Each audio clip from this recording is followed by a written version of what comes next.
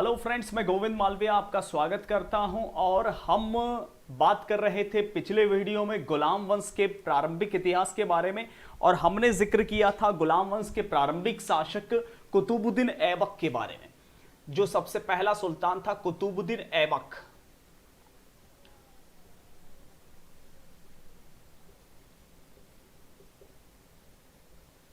ऐबक के बाद में दूसरा सुल्तान है गुलाम वंश। गुलाम वंश जिसे मामलूक वंश भी कहते हैं, जिसे इलबारी तुर्क वंश भी कहते हैं। उसके बाद में दूसरा सुल्तान था आराम शाह। आराम शाह के बाद में इस वंश में तीसरा सुल्तान है, वो है इल्तुतमिश। इल्तुतमिश की शुरुआत करने से पहले कुछ बात मैं आपको से शेयर कर लेता हूं। अगर आपने मेरा पिछला वीडियो नहीं देखा है तो कृपया सबसे पहले वो वीडियो देखिएगा, तभी आपको ये समझ में आ पाएगा। तो मैं बात करना चाह रहा हूं आज सुल्तान इल्तुतमिश के बारे में। सुल्तान इल्तुतमिश गुलाम वंश का तीसरा सुल्तान है। इनको अल्तमश भी कहा जाता है। हालांकि इनके विजय अभियान को देखें तो काफी लंबा चौड़ा है इनका राजनीतिक घटनाक्रम और इनके युद्धों से संबंधित कहानियां, लेकिन आपके एग्जाम में इतना मैटर नहीं करेगा। लेकिन कुछ महत्वपूर्ण चीजों को हम जरूर देखेंगे। देखिए, पिछले वीडियो में मैंने चर्चा की थी कि कुतुबुद्दीन ऐबक ने कुतुब मीनार जो कि दिल्ली में है उसका निर्माण आरंभ करवाया था। तो इल्तुतमिश ने कुतुब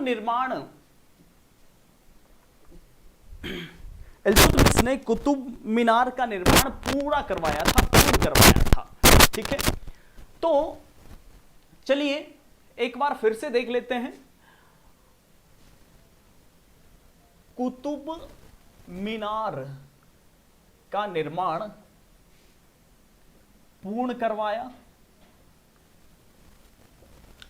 दूसरा एक पॉइंट इन इल्तुतमिश का चर्चा करनी बहुत जरूरी है, जो आपके एग्जाम में काम भी आ सकता है, और वो है कि इल्तुतमिश ने एक युद्ध लड़ा था, तराइन का तीसरा युद्ध। देखिए, अब तक बहुत सारों ने तराइन के दो युद्ध सुने हैं। तराइन का पहला युद्ध, तराइन का दूसरा युद्ध। तराइन वर्तमान हरियाणा के करनाल जिले में है।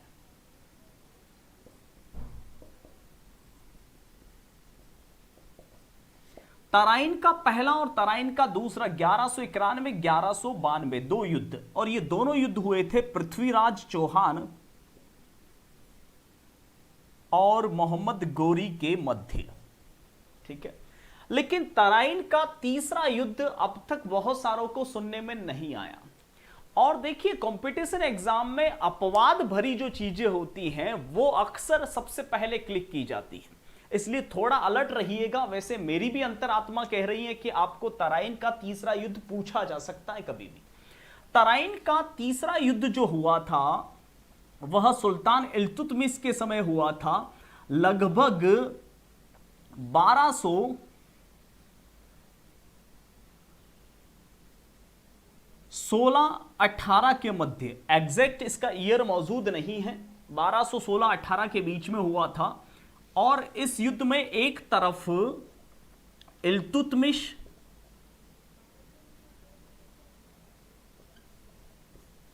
और दूसरी तरफ उनके साथी नासिरुद्दीन कुबाचा और ताजुउद्दीन याल्दोज थे। तो तराइन का तीसरा युद्ध लगभग 1216-18 के मध्य हुआ था, सुल्तान इल्तुतमिश और नासिरुद्दीन कुबाचा और ताजुद्दीन याल्दोज के बीच में। इन दोनों पक्षों के मध्य युद्ध हुआ था, और इस युद्ध में सुल्तान इल्तुतमिश की जीत हुई थी। ठीक है, तो तराइन के दो युद्ध नहीं 3 युद्ध हुए हैं भारतीय इतिहास में, और ये अपवाद जैसी चीज है जो आपको एग्जाम में पूछी जाएगी, मुझे ऐसा पूरा यकीन है। दूसरा, इल्तुतमिश के बारे में एक चीज और आपको पढ़नी चाहिए, ज्यादा हाथ पांव मारने की जरूरत नहीं है, ज्यादा कुछ मैटर नहीं पूछा जाएगा। इल्तुतमिश भारत का सबसे पहला व्यक्ति है जिसने इक्तेदारी व्यवस्था की शुरुआत की?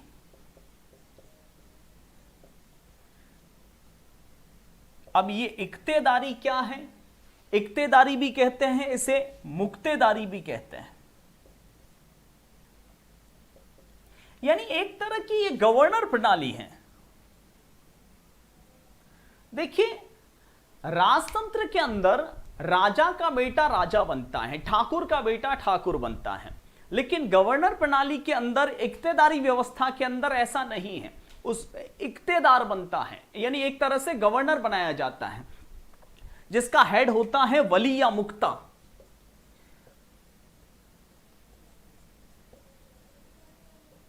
मतलब यूं समझ लीजिए कि सुल्तान इल्तुतमिश ने एक काम किया था कि जिसमें सामंत का बेटा सामंत ना बने। जैसे आजकल कलेक्टर प्रणाली कैसे होती है, तो कलेक्टर का बेटा कभी कलेक्टर नहीं होता। जैसे सामंत का बेटा सामंत होता है, ठाकुर का बेटा ठाकुर होता है, राजा का बेटा राजा होता है, और राजा का बेटा उसी एरिया का राजा बनता है। लेकिन कलेक्टर का बेटा कलेक्टर कभी नहीं होता और उसी एरिया का कलेक्टर कभी नहीं बन पाता। तो आप इस व्यवस्था को इस तरह से समझ सकते हैं, एक तरह से नौकरशाही व्यवस्था के तौर पर ले सकते हैं। तो अगर हम इनडायरेक्टली, सीधे शब्दों में ना कहें लेकिन इनडायरेक्टली अप्रत्यक्ष रूप से कहें, तो नौकरशाही व्यवस्था का वास्तव में जन्मदाता पूरे हिंदुस्तान में था, वो इल्तुतमिश था। खैर, इल्तुतमिश के बाद में नेक्स्ट सुल्तान जो बनी वह इल्तुतमिश की बेटी थी,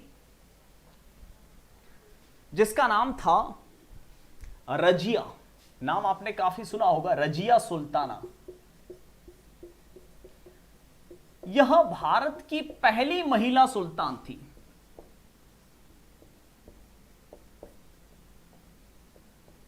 भारत की पहली महिला सुल्तान रजिया सुल्ताना। रजिया सुल्ताना करीब 4 साल तक ही सुल्तान रही। हालांकि आप लोग कुछ सोच रहे होंगे कि इनकी डेटें क्या थी। डेटों के झमेलों में नहीं पड़ना है, ईयर आपको पूछेंगे नहीं, कोई काम नहीं आएंगे। कोई महत्वपूर्ण युद्ध है तो वो आपको पूछा जा सकता है। और वैसे भी अगर आपने ऑब्जर्व किया हो तो पिछले 4 सालों में जितने भी कंपटीशन एग्जाम हुए पिछले 4-5 साल के अंदर, तो हिस्ट्री से लगभग डेटे पूछना लगभग बंद कर दिया है। ये नई चीज है, नया पैटर्न है। और सबसे ज्यादा समस्याएं आपको डेटों को लेकर होती थी। अब निश्चिंत हो जाइए, डेटे इतनी एग्जाम में नहीं पूछी जाती, क्योंकि डेटों से विवाद बनने के चांसेस रहते हैं, और वैकेंसियां और जो सर्विसेज होती है वो काफी लंबी प्रोसेस में चली जाती है, कोर्ट में लटकती रहती है और मामला काफी बढ़ जाते हैं। इस कारण से एग्जामिनेशन बोर्ड भी अब फैक्चुअल चीजें पूछने की बजाय एनालिसिस पूछता है, उसकी एनालिटिक करवाना चाहता है। इसलिए डोंट वरी, इनके शासनकाल के झमेलों में ना पड़िए। ऐसा नहीं है कि मुझे नहीं पता, मुझे पता है, लेकिन मैं आपको बताना नहीं चाह रहा हूं, क्योंकि फालतू आधा अधूरा ज्ञान और फालतू ज्ञान इकट्ठा करने से कोई मतलब नहीं है। हम यहां पर, मैं बार बार आपको पहले वीडियो से कहता आ रहा हूं कि हम यहां पर सिर्फ जीके पढ़ रहे हैं, हिस्ट्री नहीं पढ़ रहे हैं। यानी ऐसी जानकारी जो सबको आनी चाहिए, महत्वपूर्ण जानकारियां, उसी को जीके कहते हैं। खैर, आगे बढ़ते हैं। रजिया सुल्ताना के बारे में बहुत सारी बातें हैं, लेकिन वो काम की नहीं है आपके। रजिया सुल्ताना के बाद में नेक्स्ट सुल्तान बना था अलाउद्दीन मशहूद शाह, फिर अलाउद्दीन बहराम शाह सुल्तान बना था, फिर ताजुद्दीन महमूद शासक बना था। इस वंशक्रम में जो अगला शासक आया जिसका नाम था गयासुद्दीन बलबन। मैं शक्तिशाली या महत्वपूर्ण सुल्तानों का नाम बता रहा हूं आपको। गयासुद्दीन बलबन, ये गयासुद्दीन बलबन जो है वह काफी शक्तिशाली सुल्तान था। वैसे गयासुद्दीन बलबन जो है वह, देखिए, अब तक अपने पिछले वीडियो से नोटिस किया होगा कि हिंदुस्तान की परंपरा रही है कि राजा का बेटा राजा बनता है, लेकिन मुस्लिम सुल्तानों में परंपरा रहती है, जनरली आपने भी ऑब्जर्व की होगी, कि गुलाम का गुलाम सुल्तान बन रहा है। तो खलीफा का गुलाम था कौन? मोहम्मद बिन कासिम। कासिम का गुलाम कौन था? पिछले वीडियो में मैंने बताया, सुबुक्तकीन। सुबुक्तकीन का गुलाम अल्पतकीन। अल्पतकीन का गुलाम गजनवी। गजनवी का गुलाम गोरी। गोरी का गुलाम कुतुबुद्दीन ऐबक। ऐबक का गुलाम इल्तुतमिश। इल्तुतमिश का गुलाम बलबन। गुलाम का गुलाम, समझ रहे हो चीज को? तो बलबन जो है वास्तव में इल्तुतमिश का गुलाम नहीं था, उस इल्तुतमिश के गुलामों का भी गुलाम था। नहीं समझे? समझिए इस चीज को। दरअसल जब इल्तुतमिश हिंदुस्तान का सुल्तान था, तब बलबन इल्तुतमिश के सैनिकों का भी गुलाम था। घोड़े की लीदे साफ करने का काम करता था बलबन, इल्तुतमिश की सेना में उसके सैनिकों का गुलाम। ठीक है, तो बलबन काफी चिढ़ता था, परेशान होता था। भारत पर उस समय मंगोल आक्रमण बहुत होते थे। तो दरअसल क्या हुआ कि बार बार मंगोल आक्रमण होते रहे, तो बलबन ने क्या किया, काफी कम आयु में था जब इल्तुतमिश का शासनकाल इंडिया में चल रहा था। तब देखिए, एक चीज यहां मैं बताना भूल गया, इल्तुतमिश के समय हिंदुस्तान पर एक मंगोल आक्रमण हुआ था चंगेज खान का।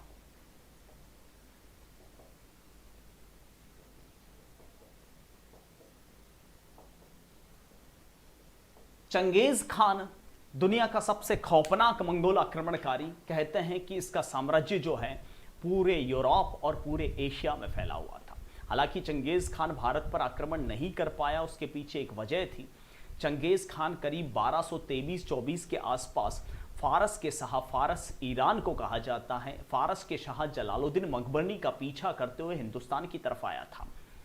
जलालुद्दीन मकबरनी फारस अर्थात ईरान का शाह था, जो अपनी जान बचाने के लिए हिंदुस्तान की तरफ भागा। अपने दोस्त इल्तुतमिश से सहायता मांगने के लिए हिंदुस्तान आया था, लेकिन इल्तुतमिश ने मौके का तकाजा देखते हुए जलालुद्दीन मकबरनी की सहायता नहीं की, क्योंकि इल्तुतमिश को पता था कि अगर जलालुद्दीन मकबरनी की उसने सहायता की तो चंगेज खान पूरे हिंदुस्तान को खून से नहला देगा। इसलिए भला हो हमारे सुल्तान इल्तुतमिश का कि उसने जलालुद्दीन मकबरनी को भारत आने की अनुमति नहीं दी, नहीं तो चंगेज खान पूरे भारत को खून से नहला देता। क्योंकि मंगोल आक्रमणकारियों के बारे में मैं आपको बताने जाऊं तो बहुत ही भयंकर डिटेल है। यूं समझ लीजिए ये दुनिया के सबसे हैवान लोग थे, सबसे खौफनाक लोग थे और इतने भयंकर और बर्बर थे। अब इनके बारे में एक्सप्लेनेशन मैं इतनी लंबी नहीं दे सकता, सिर्फ इतना जान लीजिए कि आपने बाहुबली में कालकेय जैसे देखे हैं, वैसे ही कुछ ऐसे लोग थे जो खानाबदोश लोग थे। इंसानों को मारने से, उनका खून से नहलाने से कतई बाज नहीं आते थे। खैर, तो गयासुद्दीन बलबन जो है, जब सुल्तान इल्तुतमिश का शासनकाल था तो उस समय उनके गुलाम का गुलाम था, यानी सैनिकों का गुलाम था। तो ये छिड़ता था। तो जब जब भी मंगोल आक्रमण होते तो क्या करता ये बलबन जो है, एक बार मंगोल आक्रमण हुआ तो उन मंगोलियन के साथ में ये हिंदुस्तान से भाग गया वापस। उसके बाद में ये काफी सालों बाद में एक और मंगोल आक्रमण हुआ तो उनके साथ साथ वापस हिंदुस्तान आया। ठीक है, और अपने आप को कहने लगा कि मैं मंगोलों की प्रसिद्ध शाखा अफरासियाब वंश का वंशज हूं। अपने आप को अफरासियाबी कहता था।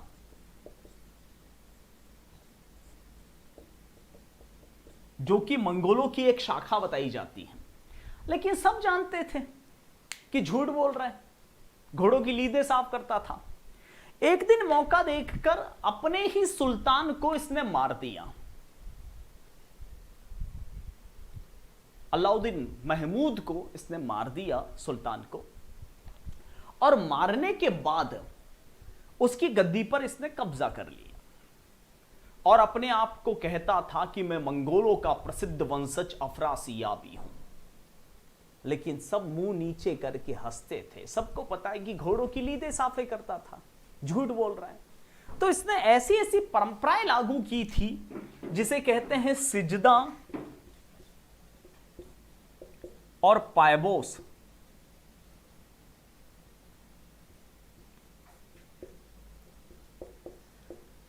ये दो परंपराएं लागू की थी इसने। सिजदा और पायबोस की परंपरा लागू की थी बलबन ने। सिजदा दरबारी सलाम करना आपने अक्सर सीरियलों में भी देखा होगा, और पायबोस सुल्तान के चरण चूमना। ठीक है, ये दो परंपराएं लागू की थी। कहते हैं कि बलबन ने लोह और रक्त नीति, आयरन एंड ब्लड नीति की शुरुआत की थी। दूसरी बात, बलबन के बारे में यह भी कहा जाता है कि बलबन जब मरा था तो हसन निजामी लिखता है कि इसके जनाजे के लगभग 1 किलोमीटर पीछे पीछे जनता चल रही थी। इतना बलबन से डरती थी जनता, क्या पता उठ के वापस जिंदा होके मार ना देवे। 89 बेटे थे बलबन के, और 89 बेटों को इसने मरवा दिया था मंगोल आक्रमणों में। भारत पर सबसे ज्यादा मंगोल आक्रमण बलबन के समय हुए थे। राजस्थान बॉर्डर से मंगोल आक्रमणकारी हिंदुस्तान आते थे और राजस्थान बॉर्डर पर इसने अपने सारे पुत्रों को लगा दिया। लगभग 89 बेटे थे बलबन के, और सारे बेटे मंगोल आक्रमणों में मारे गए। लेकिन बंदे की आंखों से एक आंसू की बूंद तक नहीं टपकी थी। सिर्फ 2 पोते बचे थे बलबन के, और वो 2 पोते थे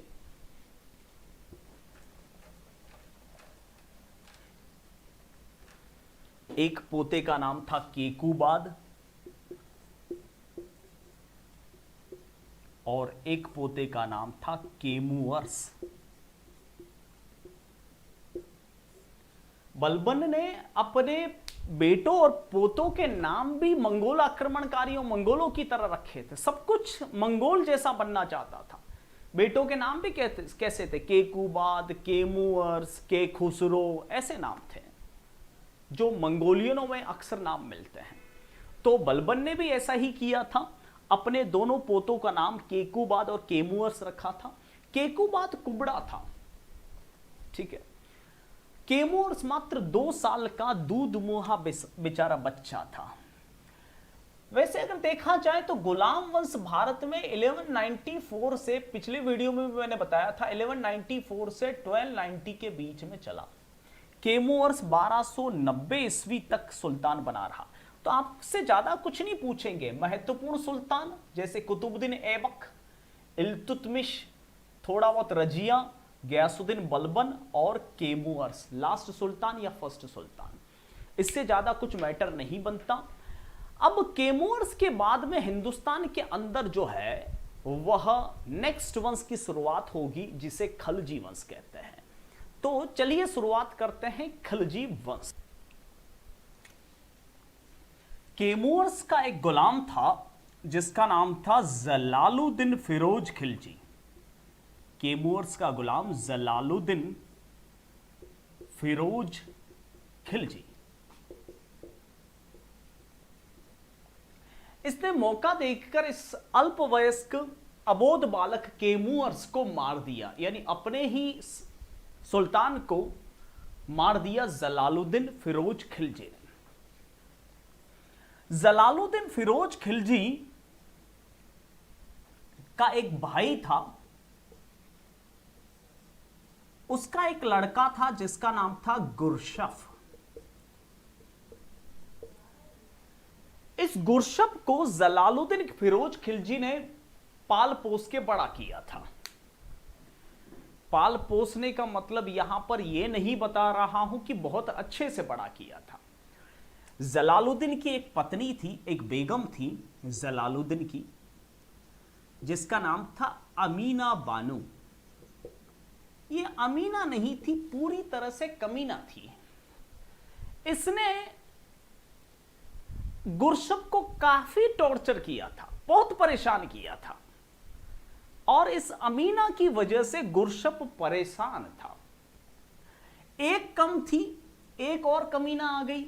अमीना की एक बेटी थी जिसका नाम था महरू। पूरा नाम ले तो महरूनिसा कह सकते हैं। एक कम थी, दूसरी आ गई। महरू का निकाह भी गुरशफ से पढ़वा लिया। रिश्ता समझ पाए? जलालुद्दीन का भतीजा यानी भाई का लड़का, यानी जलालुद्दीन का भतीजा था गुरशफ। जलालुद्दीन की बेगम थी अमीना, यानी गुरशफ के क्या लगी? चची। और गुरशफ के जलालुद्दीन क्या लगा? चचा। चचा और चची की लड़की थी जिसका नाम था महरू। महरू का निकाह गुरशफ से पढ़वाया गया। यानी एक तरह से गुरशफ का जलालुद्दीन और अमीना से दोहरा रिश्ता हो गया। वो चचा जान और चची जान भी हैं, और साथ साथ में ससुर और सास भी हैं, ठीक है। ये दोनों औरतें इतनी बदमाश थी कि बेचारे गुरशप को काफी परेशान करती थी। गुरशप इतना परेशान था कि उसके सिर के ऊपर से पानी निकल चुका था। गुरशप इन दोनों औरतों से निजात पाना चाहता था, इसलिए अपने चचा जान से इसने कहा कि आप मुझे एक बड़ी सेना दीजिए, मैं गुजरात का सोमनाथ मंदिर लूट के आपकी अकूत दौलत, आपका खजाना दौलत से भर लूंगा। अब चचा जान मना क्यों करेंगे, कमाऊ दामाद हैं। इसलिए गुरशप को एक बड़ी सेना के साथ गुजरात पर आक्रमण करने के लिए रवाना कर दिया गया।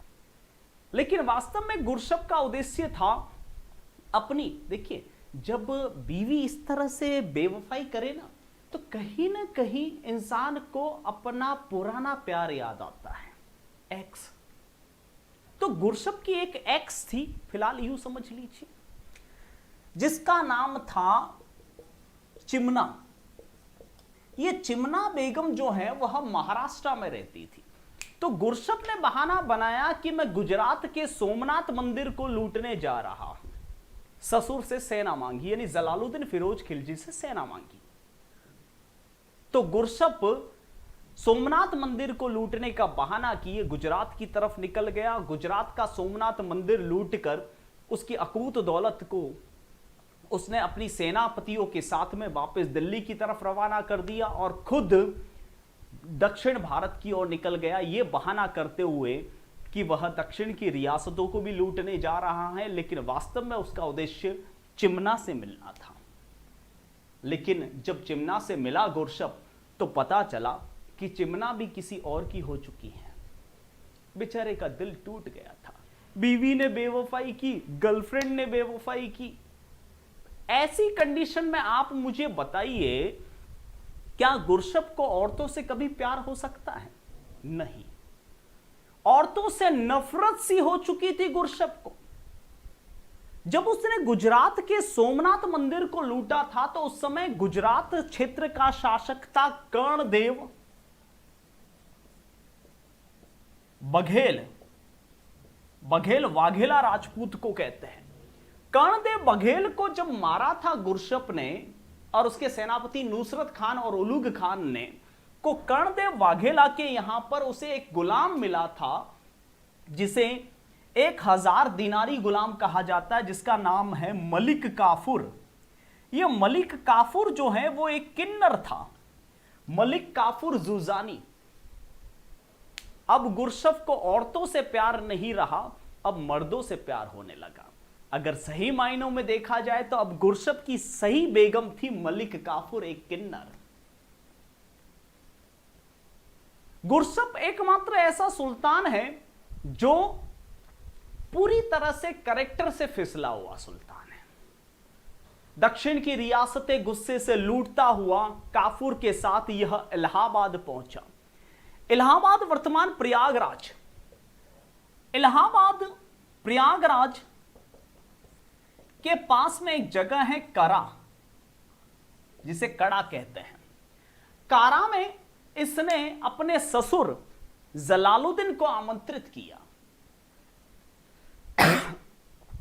कहा कि दामाद का स्वागत कीजिए, वो दक्षिण की रियासतें लूटकर बहुत सारी अकूत दौलत लाया है।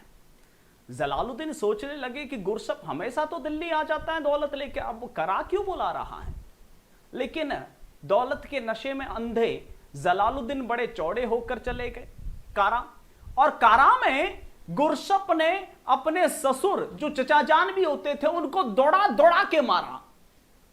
और मारने के बाद यही गुरशप अलाउद्दीन गुरशप शाह खिलजी नाम से सुल्तान बना। आपने नाम बहुत सुना होगा, अलाउद्दीन खिलजी। यह वही गुरशप है जिसका ओरिजिनल नाम अलाउद्दीन खिलजी है।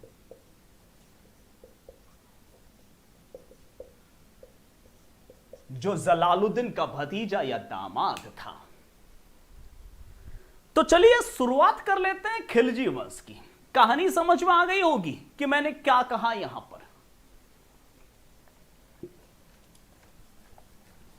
तो एक चीज आपने इस टॉपिक में नोट की होगी, जो मैंने बात कही आपसे, वो ये है कि खिलजी वंश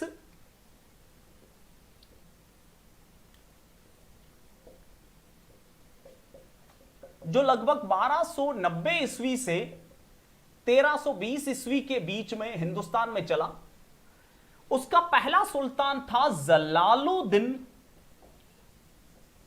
फिरोज खिलजी। और इसी जलालुद्दीन के समय गुरशप, उसका भतीजा जो अलाउद्दीन है, वह दक्षिण भारत की ओर गया था। यानी दक्षिण भारत पर आक्रमण करने वाला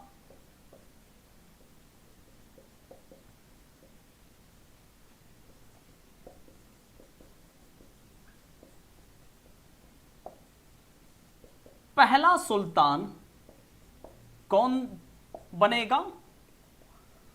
जलालुद्दीन फिरोज खिलजी। हालांकि जलालुद्दीन खुद दक्षिण भारत पर आक्रमण करने नहीं गया था, उसका भतीजा या दामाद अलाउद्दीन गया था, गुरशप गया था, लेकिन सुल्तान तो जलालुद्दीन था, इसलिए यह पॉइंट आपके काम आ सकता है। उसके बाद में नेक्स्ट सुल्तान बना जिसका नाम था अलाउद्दीन खिलजी, जिसका जिक्र अभी अभी हमने किया है। अलाउद्दीन खिलजी, जिसका समय पूछा जा सकता है आपके एग्जाम में, वो है 1296 से 1316 के बीच में। अलाउद्दीन खिलजी यानी गुरशप दक्षिणी रियासतें लूटकर कारा में 1296 को अपने चचा जान या अपने ससुर को मारकर स्वयं सुल्तान बनता है। पूरा नाम है अलाउद्दीन गुरशप शाह खिलजी। अपने आप को सिकंदर उत साम भी कहता है। सिकंदर उत साम ये उसकी उपाधि थी अलाउद्दीन गुरशप शाह खिलजी की।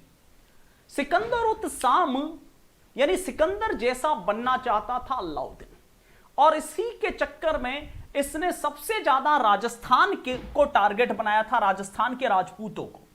इसने जो राजस्थान पर हमले किए थे वो जरा देख लीजिए। 1298-99 के बीच इसने जैसलमेर पर हमला किया। उस समय जैसलमेर का शासक था मूलराज भाटी। 1301 में इसने रणथंबोर पर हमला किया, जो कि राजस्थान में है रणथंबोर। रणथंबोर में शासक था हमीरदेव चौहान। 1303 ईस्वी में इसने चित्तौड़ पर हमला किया। चित्तौड़ में शासक था रावल रतन सिंह गहलोत। रावल रतन सिंह गहलोत और उनकी पत्नी पद्मावती, रानी पद्मिनी। फिल्म भी आई थी संजय लीला बंसाली की। इस हमले के दौरान ये काफी महत्वपूर्ण है तो पूछा भी जा सकता है। 1304 में इसने भटनेर पर हमला किया था। 1308 में इसने सिवाड़ा पर हमला किया था सोम और सातल के खिलाफ। 1311 में इसने हमला किया था जालोर पर कानड़दे सोनगरा के खिलाफ। ये सारे राजस्थान के हमले हैं, ठीक है। इसी के साथ साथ अलाउद्दीन खिलजी ने सिर्फ राजस्थान ही नहीं दक्षिण की रियासतों को भी लूटा था। दक्षिण की रियासतों पर भी हमला किया था। दक्षिण के उसके हमले अगर देखे जाएं तो उसमें सबसे पहले देवगिरी पर हमला किया। देवगिरी में शासक था रामचंद्र देव यादव। उसके बाद में तेलंगाना पर हमला किया, जहां पर काकतीय वंश के शासक थे, जिसे होयसल वंश भी कहते हैं। होयसल वंश का उस समय सुल्तान था, जिसका शासक था, जिसका नाम था प्रताप रुद्रदेव। और मैं आपको बता दूं, यह प्रताप रुद्रदेव अल्पवयस्क शासक था, काफी कम आयु का शासक था। वास्तव में शासिका थी इसकी मां रुद्रांबा। तो प्रताप रुद्रदेव को मलिक काफूर ने दक्षिण भारत में बंदी बना लिया था। करीब 1207 ईस्वी की बात है। बंदी बना लिया था तो प्रताप रुद्रदेव ने अपनी जान छुड़ाने के लिए मलिक काफूर को, जो कि अलाउद्दीन का सेनापति था, उसकी बेगम भी था तथाकथित, तो उसको अपनी जान बचाने के लिए प्रताप रुद्रदेव ने कृष्णा नदी से निकला एक बेशकीमती हीरा दिया था, जिसे कोहिनूर कहते हैं। देखिए ध्यान दीजिए, कोहिनूर का हीरा, उसका असली मालिक जो है वह तेलंगाना का काकतीय वंश है, और असली मालिक, सबसे पहला मालिक है प्रताप रुद्र देव, जिसने मलिक काफूर को यह कोहिनूर का हीरा सबसे पहली बार दिया था। ऐतिहासिक उल्लेख है, सबसे पहली बार। उसके बाद में इसने मदुरा पर हमला किया था, पांड्य वंश की राजधानी मदुराई। यहां पर दो भाई वीर पांड्य और सुंदर पांड्य आपस में लड़ रहे थे, तो उसकी, दोनों भाइयों की आपसी लड़ाई का फायदा इसी मलिक काफूर ने उठाया था। तो ये दक्षिण भारत के कुछ हमले हैं। तो ये हैं, थोड़ा सा मैंने ओरल बता दिया आपको अलाउद्दीन खिलजी के राजनीतिक घटनाक्रमों के बारे में। अब कुछ और बातें अलाउद्दीन खिलजी से संबंधित, वो सुन लीजिए। अलाउद्दीन खिलजी ने युद्धों के अलावा कुछ और भी ऐतिहासिक काम किए थे जो आपके एग्जाम का मैटर बन सकते हैं। अलाउद्दीन खिलजी ने बाजार नियंत्रण प्रणाली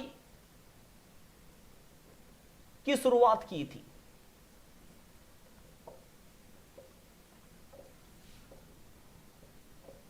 बाजार नियंत्रण प्रणाली का जन्मदाता अलाउद्दीन खिलजी था। कहते हैं कि सबसे पहले एमआरपी, मैक्सिमम रिटेल प्राइस, वस्तुओं के दाम फिक्स अलाउद्दीन खिलजी ने ही किए थे। कोई भी मैक्सिमम रिटेल प्राइस से ज्यादा लेता था तो अलाउद्दीन खिलजी उसे पनिशमेंट देता था। इसके लिए एक उसने डिपार्टमेंट भी बनाया था जिसे कहते हैं दीवान ए मुस्तखराज। तो यह सवाल आपके एग्जाम में बन सकता है, थोड़ा सा यहां से अलर्ट रहिएगा। बाजार नियंत्रण प्रणाली का जन्मदाता, वस्तुओं के मूल्य, मानक मूल्य तय करने वाला पहला सुल्तान, दीवान ए मुस्तखराज की स्थापना करने वाला पहला सुल्तान अलाउद्दीन खिलजी। अलाउद्दीन खिलजी का के बाद में जो खिलजी वंश का तीसरा सुल्तान बना वह था मुबारकुद्दीन खिलजी। मुबारकुद्दीन खिलजी, खिलजी वंश का तीसरा सुल्तान, जो कि अलाउद्दीन खिलजी का बेटा था। यह दुनिया का एकमात्र सुल्तान है जो दरबार में नंगा जाया करता था। अब ऐसा पागल सुल्तान क्या लंबे समय तक अपनी हुकूमत कायम रख सकता है? बहुत ही कम समय की हुकूमत थी। चौथा और अंतिम सुल्तान था उमर खिलजी। कहते हैं कि इस उमर खिलजी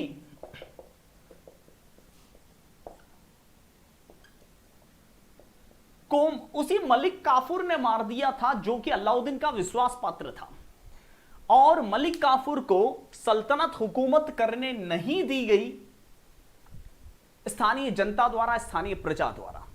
ठीक है, और जनता ने एक सुल्तान चुना स्वयं अपनी मर्जी से, और वह उमर खिलजी का और इल्तुतमिश का गुलाम रह चुका था, जिसका नाम था गियासुद्दीन तुगलक।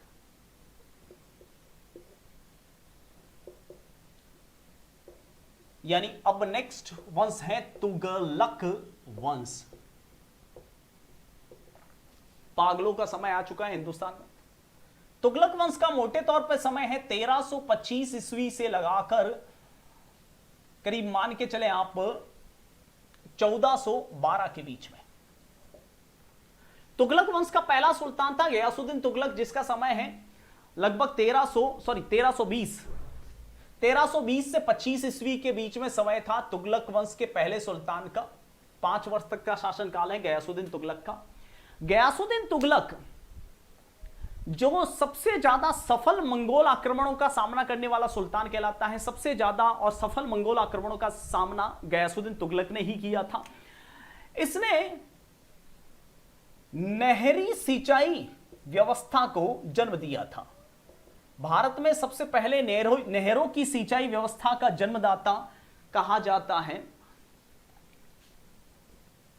वह तुगलक वंश का पहला सुल्तान कहलाता है गियासुद्दीन तुगलक। ठीक है, गियासुद्दीन तुगलक ने सबसे पहले नहरी सिंचाई व्यवस्था को जन्म दिया था।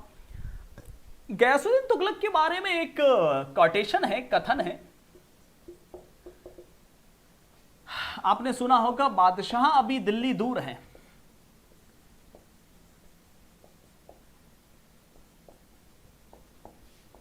ये कथन गयासुद्दीन तुगलक के बारे में कहा था शेख निजामुद्दीन औलिया ने।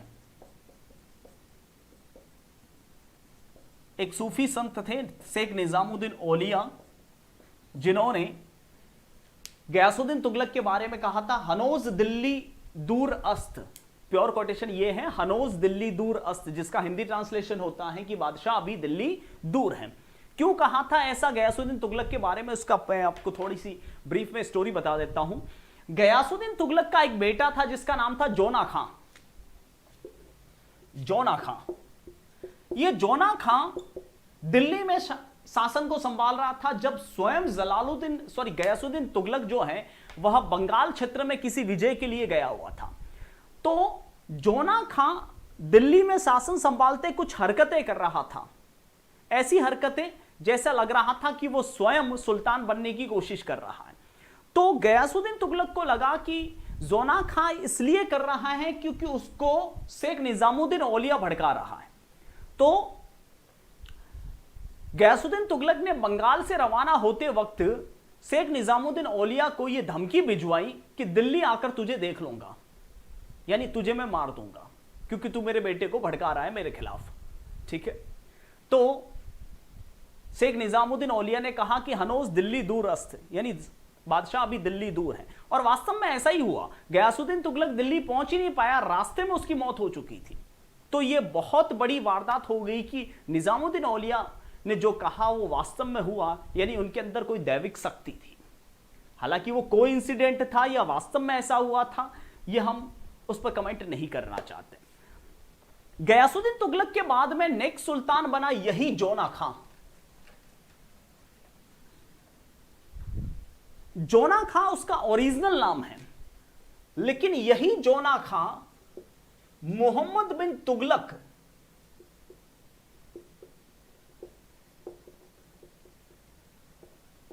नाम से सुल्तान बना था। मोहम्मद बिन तुगलक भी कहते हैं जोना खां को। इस मोहम्मद बिन तुगलक ने जितने भी शहर हैं जो जोना नाम से हैं वो सारे के सारे इसी ने बसाए थे। तो प्रमुख शहर इसने बसाए थे जैसे जोनाबाद, जौनपुर, जूनागढ़, ऐसे जितने भी आपको शहर मिले तो समझ जाना वो मोहम्मद बिन तुगलक अर्थात जोना खां ने बसाए हैं। ठीक है, जौनपुर यूपी में है। मोहम्मद बिन तुगलक दुनिया का सबसे ज्यादा पढ़ा लिखा पागल कहा जाता है। पढ़ा लिखा पागल सुल्तान कहा जाता है। आज भी सरकारें अगर कुछ गलत फरमान जारी करती हैं तो लोग अक्सर टोन मारते हैं कि ये तुगलक ही फरमान है। तो इस पढ़े लिखे पागल ने क्या क्या फरमान जारी किए थे, ये सारी चीजें हम देखेंगे अच्छे से, लेकिन अगले वीडियो में। फिलहाल के लिए नमस्ते, bye, thank you, Vande Mataram.